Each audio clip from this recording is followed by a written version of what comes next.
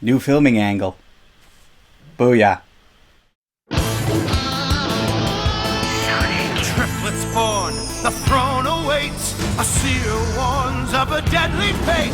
Give up your children, separate. Bide your time, lie in wait. Sonic Underground, Sonic Underground. They made a vow their mother will be found. The children grow, learn what's right. Leaders of the freedom fight. They seek their mother, she knows they do. Is it time? If she only knew. Will the prophecy come true? Sonic Underground, Sonic Underground.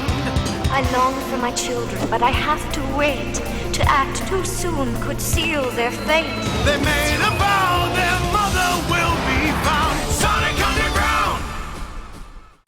Well, folks, today is a bit of a special day, because today we are taking a look at the third and final, well, to date anyway, of the 3 Western-made Sonic the Hedgehog cartoons. And let me tell you, this one is a doozy.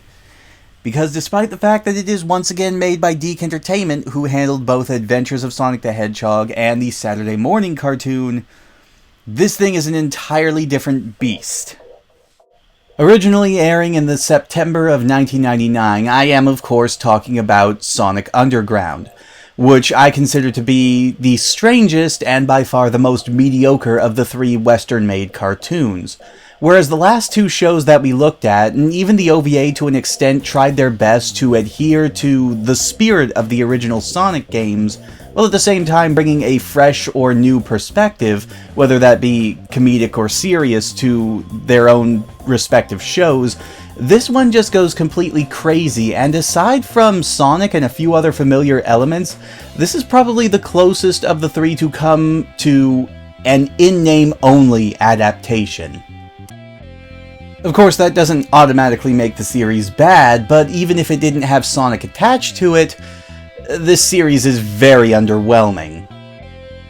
The overarching plot of the show involves a Queen Alina, who is the hedgehog ruler of all of the planet Mobius, and her 3 children, Sonic, Sonia, and Manic, who are deposed by the evil Dr. Robotnik, who seizes control of the entire world, which by now probably sounds very familiar. An oracle comes to her and tells her that they will one day overthrow Robotnik again, but in order for this prophecy to come true, she needs to separate herself from her 3 children and reunite with them once they are much older, to form what he calls the Council of 4, and once again overthrow Robotnik.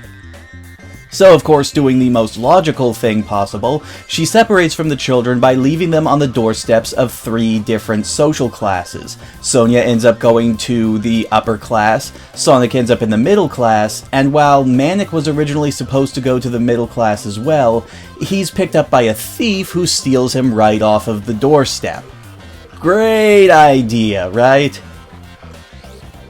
Anyway, after that initial setup, we're shown that the 3 Hedgehog children, now much older, are separated from their families once Robotnik finds out about the prophecy, and decides he wants to get rid of them ASAP. Now, of course, this doesn't work out as he would have hoped, and the 3 actually end up reuniting with one another, getting some special medallions that give them the power of rock, I kid you not, and they form a band called Sonic Underground, in order to find their mother and take down Robotnik. Now, aside from the whole power of rock angle, that actually does sound like a pretty good setup for the series, albeit a little bit cliched. So, the premise is alright, and it is especially nice to see some familiar elements. You have Sonic, you have Robotnik, you even have the Roboticizer making return as well. However, Sonic Underground is very good about taking decent and very good premises and then completely faltering when it comes to the execution. The main problem with the series is that despite the fact that it sets itself up as an epic journey with a very natural conclusion, the 3 siblings reuniting with their mother and overthrowing Robotnik, it feels like it's very meandering, or more episodic than epic. It really does feel like it just doesn't know where it wants to go with that concept, and as a consequence, we never get any closer to the actual resolution. The series really doesn't have anything resembling a sense of continuity or growth for its characters. Characters will learn a lesson at the end of one episode and then completely forget it in the next one, and it'll never be brought up again. We're introduced to one-off characters who never reappear, and even when a character does reappear, it really feels very inconsequential. And you could probably just reorder the episodes in any order and it would make just as much sense, with the exception of the 2 3-part arcs that are included in this series, which I'll touch on in a little bit. Even taking each episode individually, none of them managed to get very much higher than, say, average, and this is mostly due to the fact that nobody seemed to know just how to pace this series. Every single writer seemed to have different ideas, and even then, they couldn't keep their own ideas straight. A majority of the episodes either A, feel like they couldn't come up with enough content to fill 22 minutes of television, or B, just feel way too fast-paced for the amount of time that they were trying to fill. This is also compounded by the fact that the producers of the show, since music was a major motif, wanted a fully original 1 to 2 minute song in every single episode. Not every few episodes, every single episode of this show has an original song in it somewhere, accompanied by its own music video, whether it makes sense to have it there or not. Too bad We'll talk more about why that is an incredibly stupid idea and the overall quality of these songs in general when I talk about the music of this show, but for right now, let's take away from the incredibly stupid plot and talk about the incredibly stupid characters. Let's talk about the characters, starting with the 3 main hedgehogs, and of course beginning with Sonic. He's a strange amalgamation of both his Saturday morning counterpart and the Adventures counterpart, and it doesn't really always work. While he probably suffers the least out of all of the characters, still having that crazy yet heroic streak in him, he comes off as more being extremely arrogant, more so than any other iteration I've ever seen. A few issues of the Sonic Archie comic notwithstanding. In fact, there's an episode that takes this to incredibly annoying levels, where his constant bragging about how fast he is and his constant show-offiness, which don't get me wrong, those are a part of Sonic's character, but they just take it way too far in this episode. Anyway, his constant bragging makes his siblings so jealous that they end up deciding to take a special potion that Robotnik had invented called Sonic Tonic. Whoever drinks it becomes quite as fast as Sonic, able to keep up with him without a problem. They do this despite seeing the completely obvious side effects that happen just a little while before.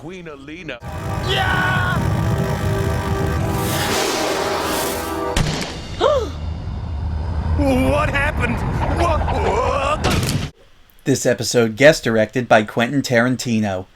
And you know what? Despite the moral of that episode, not bragging too much or anything, it is completely thrown out in pretty much every other episode, because again, he does get on their nerves in the future, to the point where it causes friction between all of them. So of course, it's completely pointless, aside from just serving the plot of this episode. Now, of course, the big thing about this series is that Sonic has siblings, who are the other 2 main characters of the series. He has a sister named Sonia, and a brother named Manic. I like Manic. He's probably my favorite of the 3 main characters, mostly just because he has such a relatable, fun-loving personality, much more so than Sonic or Sonia does. He just takes a very go-with-the-flow approach to absolutely everything that he does. Always talking in a subdued surfer drawl, always having a smile on his face, and never really getting mad at anything. While he does get put off by Sonic's arrogance now and then, he's probably the most happy-go-lucky of the 3. This also has the consequence of course, making him the least annoying of the 3, which is probably for the best. Now, Manic's shtick is that he was raised as a thief, and as such, he has abilities like lockpicking and pickpocketing that his siblings do not. And those are two skills that actually come in very, very handy in a majority of the episodes in this series. However, despite the fact that they're fighting a guerrilla war against Robotnik, Sonic and Sonia are constantly scolding and chastising him whenever he even suggests that they steal something. Show, I know you're trying to have some sort of moral backbone and trying to teach kids good lessons and whatnot, but when a majority of the stuff that he's suggesting they steal are stuff that either Robotnik wants, or that was theirs to begin with, or is something that would be incredibly useful in the near future, which it usually turns out to be, you're kind of giving me mixed messages here. And then there's Sonia. I hate Sonia. She has got to be one of the most annoying characters in a Sonic cartoon I have seen in a very long time. Though we'll get to one more annoying than her next time, trust me. Anyway, the reason why I find her so annoying is that while it is shown that she knows what is important when the chips are down, she spends the majority of her appearances either talking down to the other characters or whining and complaining about her looks, her hair, or her clothes. She was raised by the upper class, I get that, but that doesn't give her an excuse to be a valley girl. It just makes me hate her. And the saddest part is, she is by far the smartest of the three main characters, meaning that she is the one who comes up with the majority of her plans. So as annoying as she is completely necessary to these three's survival. They tried their best to make her into a bit of an action girl by making her integral to many of the plots, and also making her almost equal to Sonic in terms of her gymnastics training, but all of those athletics are completely undone by the fact that she is constantly complaining about even getting dirty. Sonia? Absolutely. Otherwise you get really dirty. Bitch, you are in a war here. I'm pretty sure the SWAT bots are not going to care what you're wearing. Every time she is on screen, I half expect to hear Material Girl by Madonna start playing in the background. But, okay. So, those are our three heroes. What about our villains? Robotnik is obviously the big bad of the series, and much like Sonic, he's a weird amalgamation of both his Adventures persona and the Saturday morning cartoon persona, but as a consequence, he doesn't really measure up to either of them. He's not nearly as funny as Long John Baudry's interpretation of the character, and he doesn't have the sheer raw evilness or intimidation that Jim Cummings brought to the role. As a consequence, he's just sort of there. He feels like a very generic villain. I don't really blame this on the actor, though, because the actor, Gary Chalk, actually does a pretty good job of giving this character a voice, but I just don't think he was given much interesting material to work with. If nothing else, he's loud, but that's about all I can say about the character.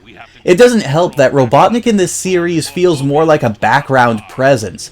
He only shows up about 50% of the time, which is really disappointing considering that Robotnik in the old cartoons was in pretty much every single episode. Instead, a majority of the screen time is spent with his two henchmen this season, Sleet and Dingo.